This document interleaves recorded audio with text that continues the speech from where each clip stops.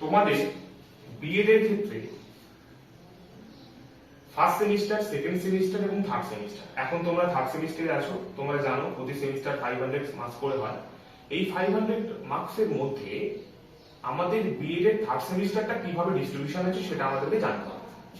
B Ed এর total যে 500 marks আছে, বিএড এর থার্ড সেমিস্টারে টোটাল যে 500 মার্কস আছে, এই 500 এর মধ্যে নাম্বারটা ডিস্ট্রিবিউশন হয়েছে কি করে সেটা জানতে হবে। এর মধ্যে আমাদের 450 হচ্ছে প্র্যাকটিক্যালে আছে, আর বাকি 50 নাম্বার আছে থিওরির উপরে। এই থিওরির মধ্যে তোমরা আগে থেকে জানো তোমাদের एग्जाम হবে 35 মার্কসের, আর ইন্টারনাল অ্যাসেসমেন্ট আছে 15 নাম্বারের 50 মার্কসের। তাহলে তোমাদের একটা সিঙ্গেলের দিয়ে তোমাদের এই পরীক্ষাটা হয়ে গেল। এই পরীক্ষা পেডাগজি অফ সাবজেক্ট, যার যেটা মেথড পেপার, সেই মেথড পেপারের উপরে তোমাদের এই বিএড এর 50 নাম্বারটা 50 মার্কসের एग्जाम হবে।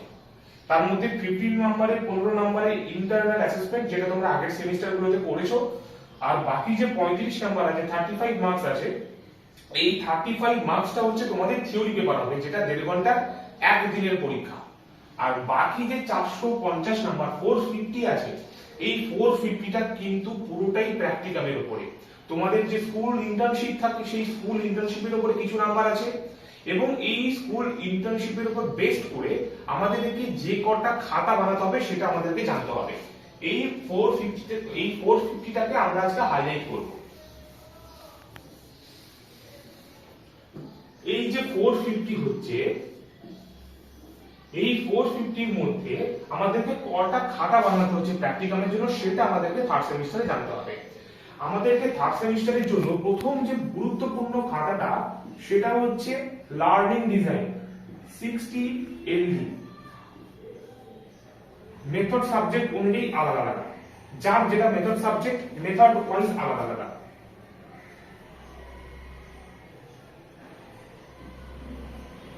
মেথড ওয়াইজ এটা আলাদা হচ্ছে 60 LD, মানে ভাবো কারোর বাংলা, সে বাংলার উপরে 60 LD তৈরি করবে, লার্নিং ডিজাইন তৈরি করবে।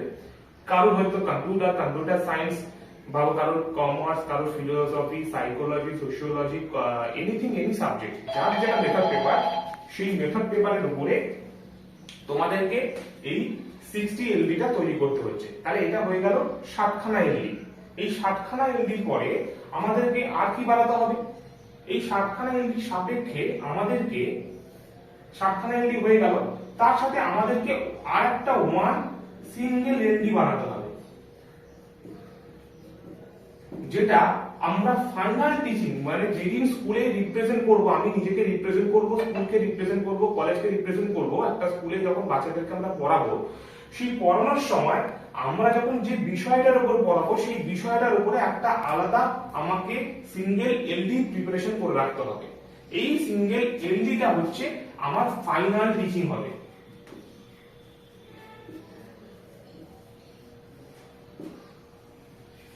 এই সিঙ্গেল LDটা হচ্ছে আমার ফাইনাল টিচিং হবে। তাহলে এই LDটা আলাদা হবে, এই LDটা আলাদা হবে, টোটাল 61, কিন্তু 60খানা খাতা একটা হবে আর একটা সিঙ্গেল LD একটা হবে। এবারে অনেক সময় কি হয়, অনেক কলেজ আরেকটা আলাদা করে সিঙ্গেল LD করতে বলে, মানে টোটাল 62 LD করতে বলে। তার মধ্যে একটা ইন্টারনাল অ্যাসেসমেন্টের জন্য আর একটা হচ্ছে ফাইনাল টিচিং এর জন্য। কিন্তু ইম্পর্টেন্ট যেটা গুরুত্ব, এই 60খানা খাতাটা ইম্পর্টেন্ট, মানে এটা করতেই হবে, ইম্পর্টেন্ট, আর তার সাথে সিঙ্গেল LDটা করতেই হবে, এটা ইম্পর্টেন্ট। মানে এটা সিঙ্গেল খাতা হবে ফাইনাল টিচিং এর জন্য, যেদিন আমরা স্কুলে পড়াবো বাচ্চাদেরকে এবং এক্সটার্নাল পেছনে বসে আমাদেরকে অবজারভেশন করবেন, সেই দিন আমাদেরকে কিন্তু এই ফাইনাল টিচিংটা রিপ্রেজেন্ট করতে হবে। তাহলে এই দুটো খাতা হয়ে গেল। এই দুটো খাতা সাপেক্ষে আরো কি কি খাতা আছে? এরপরে আমাদের যেটা করতে হবে সেটা হচ্ছে CBA, community based activity. CBA এই কমিউনিটি বেসড অ্যাক্টিভিটির উপরে আমাদেরকে 3টে টপিক করতে হবে। দেখে নেবে তোমাদের বইতে সিলেবাসের মধ্যে দেওয়া আছে, দেখবে হচ্ছে কলেজে কোনো প্রোগ্রাম, অ্যাসেম্বলি আছে, SUPW আছে, তারপর হচ্ছে তোমার টিচার্স ডে আছে, সরস্বতী পুজো আছে, বিভিন্ন যে অকেশন গুলো আছে কলেজের, স্কুল কলেজের মধ্যে, সেইগুলোকে আমরা CBA তে এক্সপ্লেন করছি। এখানে তিনটে টপিকের উপর আমাদেরকে পাঠ করতে হবে, মানে তিনটে টপিক আমাকে এই সিবিএ এর মধ্যে করতে হবে। তিনটে টপিক মিলে আমার একটা খাতা হবে সিবিএ। তারপরে লাস্টে আর একটা খাতা তৈরি করতে হবে, সেটা হচ্ছে আমাদের মেথড সাবজেক্টের খাতা। মানে যে 35 মার্কসের যে প্র্যাকটিকামটা মানে যেটা আমরা তৈরি করছি সেই টপিকের মানে সেইটার উপরে আমাদেরকে একটা খাতা তৈরি করতে হচ্ছে, সেটা হচ্ছে pedagogy of method subject, pedagogy of learning teaching method subject. এইটার উপরে একটা আমাদেরকে আলাদা খাতা করে তৈরি করতে হচ্ছে। এই যে সিঙ্গেল খাতাটা তৈরি হবে, এই খাতাটা হচ্ছে তোমার মেথড সাবজেক্টের উপর। সিলেবাসের বইয়ের মধ্যে দেখবে তোমাদের মেথড সাবজেক্ট ওয়াইজ যার যেটা পেপার আছে, সেটা হচ্ছে নরমালি ইন জেনারেলি যে প্র্যাকটিকামটা বেশি থাকে সেটা হচ্ছে পেডাগজিক্যাল অ্যানালিসিস। ঠিক আছে, পেডাগজিক্যাল অ্যানালিসিস হচ্ছে তোমাদের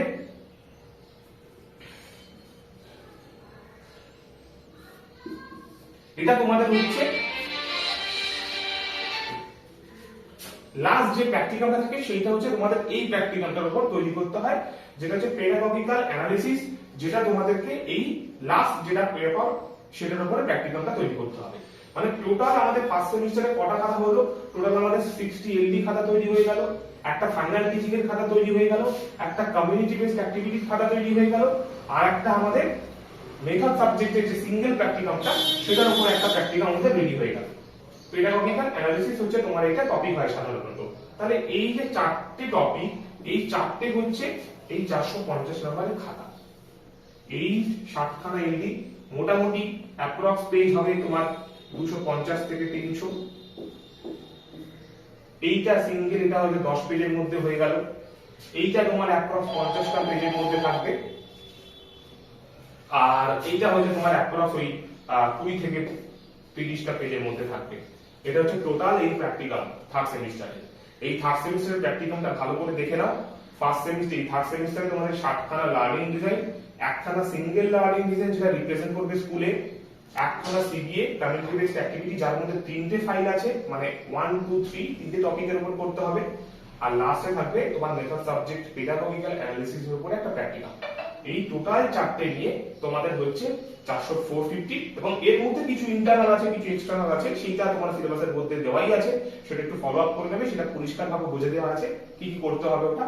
কিন্তু খাতা যে চারটে আমাদের বানাতে হবে, তোমরা সবাই বলছিলে স্যার কটা খাতা বানাবো কটা খাতা বানাবো, এই টোটাল চারটে আমাদেরকে খাতা কিন্তু বানাতেই হচ্ছে। 60 খানা এলডি, একখানা সিঙ্গেল এলডি যেটা আলাদা হবে।